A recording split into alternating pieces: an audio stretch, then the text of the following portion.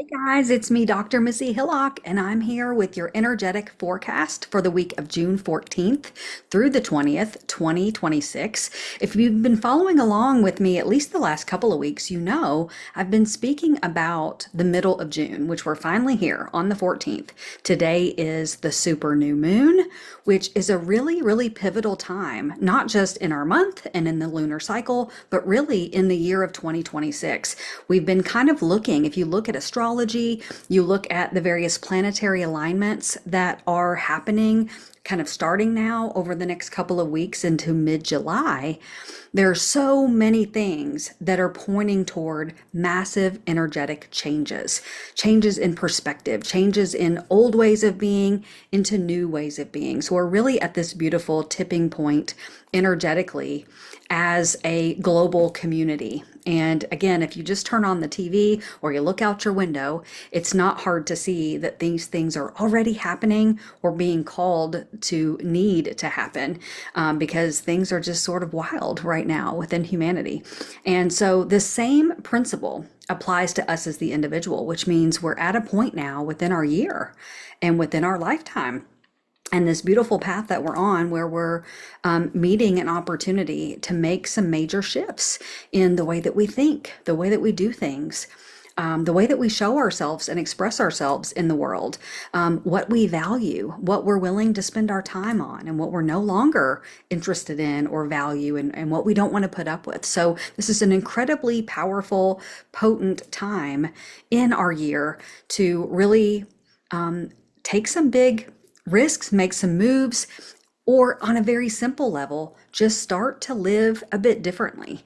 And so I've really pulled some beautiful cards to support this week and the transition that is beginning to happen. And I pulled some of my favorite decks because, again, this is a really powerful time. So I wanted to go to some great decks to really get some good guidance here. So let's dig in to see what came through. So one of my favorite decks, The Wisdom of the Oracle by Colette Baron Reed, I pulled first from this deck. And I got card number 19 in the inverse. The card is flexible, but when it comes up in the inverse, that means it's sort of the opposite interpretation. So flexible would be, oh great, we're bending, we're going with the flow. But in the inverse, the idea is a call for flexibility. So this is pointing out that we may be or may have been for a while in an energetic pattern where we've been rather rigid. And what happens when things get rigid, when they get stiff, right?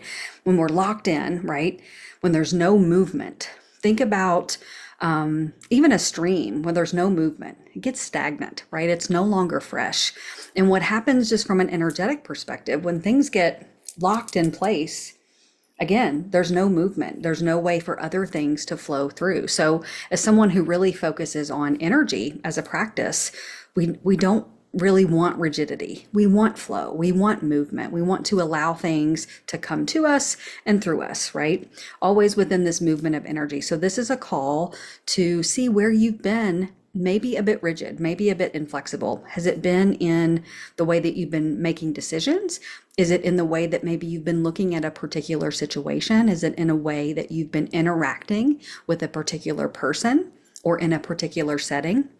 And how, most importantly, how has that not been serving you? Or another way to say that is, what's not working out when you're doing that? Can you look at some moments or some instances of maybe where there's been some inflexibility to see how perhaps if you had been a bit more willing to listen to the other side, see things from a different perspective, allow your own walls to come down a little bit and open your heart and your mind and your ears a little bit more, how maybe things could work and move and shift that would create the movement that you're seeking, that would create the outcome that would benefit you and benefit all. So we're starting off by saying, where have we been kind of locked in the old? And this is a beautiful invitation to move forward, knowing that we're at this very pivotal point where we are, whether you want it or not, change is coming. So instead of being, the stiff tree that doesn't bend in the wind, so what happens? The storm comes along, you crack and you break over, you lose a big limb. Be like the palm tree, right? Sway in the wind, be able to move, be able to bend so that as these changes roll out, you'll be going with the flow. The second deck that I pulled from, an amazing deck by Cara Elizabeth, the Animal Apothecary. And I love this card. I don't think I've ever pulled it before, but now I'm obsessed with it. And it is card number 13, the illusion. And first of all, I'll just say the word illusion I found probably in the last month and a half since my best friend passed on the 2nd of May has been a word that has been in my vocabulary every single day. And it's been around the illusion of reality, the illusion of death, the illusion of what life is and how spirit takes form.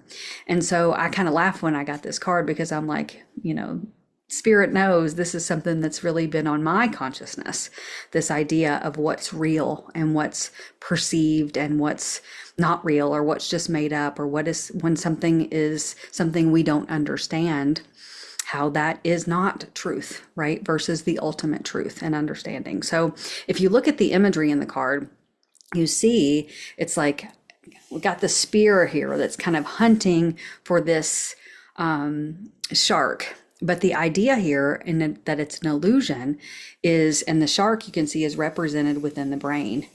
And so the idea is that we carry particular thoughts and beliefs and perspectives that we have a fixed and focused idea of. So again, go back to flexibility, that we have this concrete, inflexible idea, these things that we just think to be truth, or we can only see it our way and can't open up to see it from other perspectives.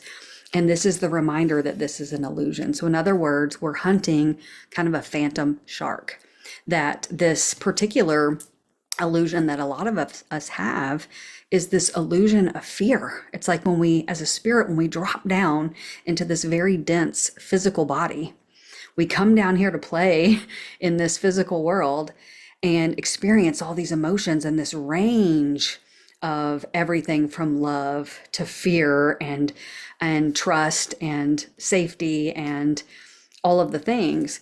But this is the reminder that the fear, which is what so much of how our body operates, the nervous system, is wired to look for what's going wrong. It's wired to look for things that are new and things that could be detrimental, right? It's wired to be afraid. It's looking for things to be afraid of.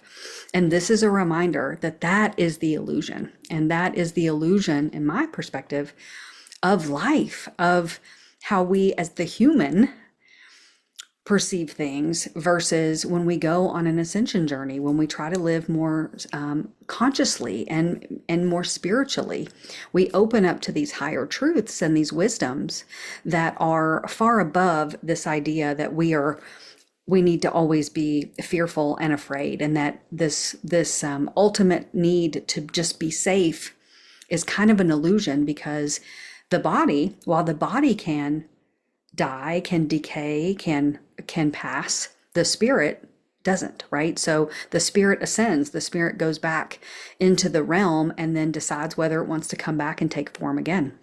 So this is the reminder that where we've been inflexible, where we've been locked down in a particular perspective, what's really called during this phase that we're going through is to break down those illusions, to peel back the layers of things that are not our truths, and that are not real for us anymore, that are not part of our authentic self. And so I really, really love this particular card. The last deck that I pulled from is another Colette Baron Reid deck. It's called Goddess Power. It's not one that I pull from very often, but when I do it with a specific purpose, because I lean into the energy and I feel what type of energy do we sort of need to come in to assist us, to help clear the path ahead, to help do the work that's being presented within the messages. And so I wanted to pull from this deck, and I think I got the most powerful card in the deck, card number 46, which is the Shakti, the great goddess Shakti. And this card represents transformation. And if you're familiar with just Shakti energy, the life force energy, if you've heard of a Kundalini awakening, This Shakti energy is the absolute essence of divine feminine energy. It does start in our root and in our womb. It's this energy of creation. It's the energy of life. It's the energy of birth, of creating and transforming, right? This whole cycle that happens of birth to death and rebirth. And so, what better goddess to call in for this time, this week, and this transition that we're embarking on than the great energy of Shakti, who is empowering us with the energy of this transformation and really giving us the fuel to do the things we're asked to do, right? To get out of those old subconscious ways of processing and get out of allowing the nervous system to just react to everything that's going on, whether it's reacting in a fight or flight where we're kind of going into an over-regulated state of being, depending on the situation, or going into a freeze or a fawn state where our nervous system under regulates and kind of makes us numb and apathetic and indifferent, or makes us want to hide. So this energy is coming in, and it's the power. It's the beautiful power of divine feminine energy, which is a warrior energy, not in the same way as a masculine, as a go out and fight or go out and do, but truly as the energy of the creation, the bringing the dreams to life, the sprouting the seed and growing it into the beautiful tree. So allow that energy to really support you this week, and call it in, ask, connect with the Shakti energy within you. It doesn't matter whether you're male or female. This is not a physically feminine or masculine energy. This is a divine feminine energy. And certainly with the moon, we know that the moon represents divine feminine as the sun represents divine masculine. So during this really powerful new moon, allow the Shakti energy to come in and awaken you and energize you and turn on the beautiful creativity and confidence and power that comes with it, so that you have the courage and the wisdom and the level of consciousness to be able to see where there's an opportunity for growth and transformation within you that will serve you over hopefully the next several years. I'm right there with you, friend, doing all of this good work, and I want to applaud you for living consciously and for taking the path that you're on. If you want to make sure that you don't miss any of these messages, I post an energy update each Sunday. You can certainly subscribe to my YouTube channel here. You can also sign up for my mailing list, where a few times each week you'll get a great inspirational email with some tips and tricks and tools and practices that will also serve you along the way. I hope you have the most amazing week, and that you can do a beautiful new moon practice to really help anchor in the message that I shared today. I look forward to seeing you next week. Bye for now.